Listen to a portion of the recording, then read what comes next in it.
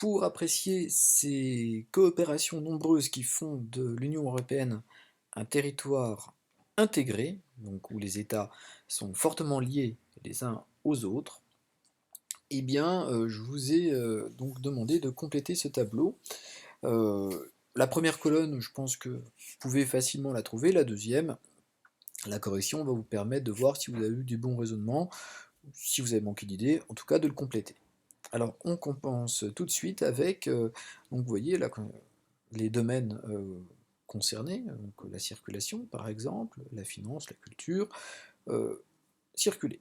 Alors, le premier document qui était indiqué, c'est le document 1, page 310, c'est un des documents qui ouvre votre leçon, une publicité, pour une ligne de TGV Paris-Cologne. Donc, Cologne, c'est une ville d'Allemagne de l'Ouest.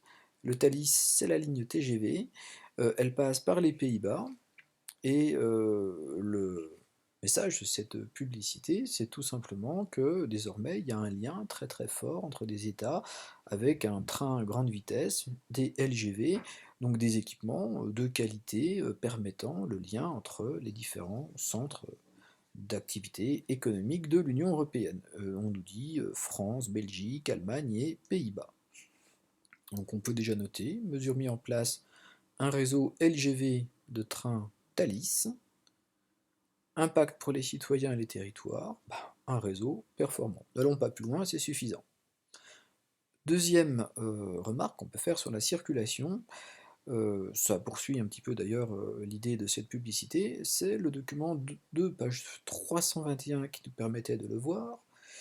Donc cette carte de l'espace européen, on l'a déjà regardé plusieurs fois, cette carte, et là ce qui m'intéresse, eh bien, c'est les réseaux. Et on voit que le réseau européen eh bien, est constitué d'axes terrestres, principaux axes d'échange et de développement terrestre.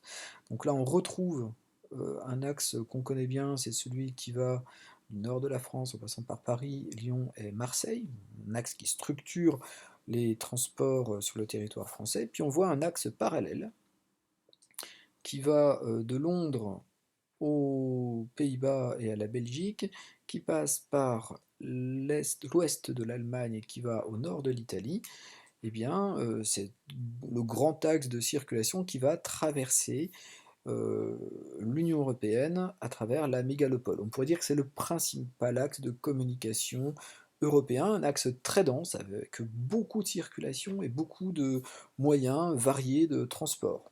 Alors d'ailleurs, cet axe n'est pas forcément très très bien placé sur votre carte. Il aura fallu le faire commencer plutôt à Amsterdam, même à côté à Rotterdam, dans le grand port, le plus grand port européen, qui est au débouché du Rhin. Et le Rhin, c'est une voie fluviale qui va descendre jusqu'à la Suisse et qui va être une forme de colonne vertébrale à partir de laquelle eh bien, va être irrigué tout le territoire européen. C'est la structure des transports européens et ça met en contact les réseaux terrestres que vous voyez ici avec le grand axe de circulation maritime qui en fait ici nous relie aux axes de circulation mondiaux. On est, vous savez, sur cet axe maritime mondial qui relie l'Asie orientale, l'Amérique du Nord et l'Europe de l'Ouest. Donc là, on peut donc noter ceci. On a un axe autour du Rhin qui s'appelle l'axe rhénan, donc voie fluviale, routière, ferroviaire. Le long du Rhin, vous avez des autoroutes, vous avez des lignes électriques, vous avez des voies ferrées. Quand je dis voie fluviale, il faut imaginer, hein, c'est une autoroute de péniche qui circule sans cesse, hein, ce fleuve Rhin.